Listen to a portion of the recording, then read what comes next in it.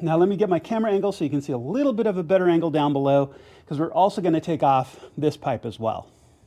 So the inlet pipe we're going to want to take off, and you can see it wiggles back and forth.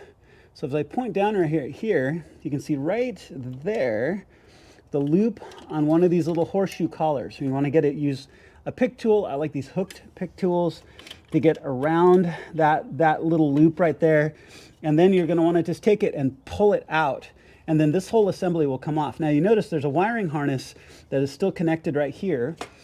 This is just on a little metal clip. You can use a screwdriver to just back that off. This just got little metal fingers that hangs on, because you're going to want to take that off before this whole pipe assembly comes out.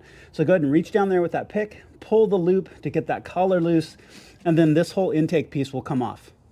All right, so now that this inlet is loose, and I'll use my screwdriver to point, you're going to see you have one hose connection right here. So the inlet will not come out until you undo that hose connection.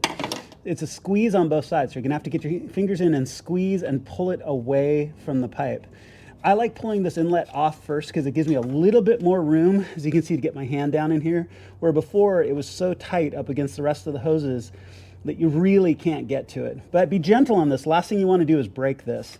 So just be gentle, pull this inlet away just enough that you can get your hands on that, squeeze it off, and then you can take this inlet out. All right, so as you can see, it's out.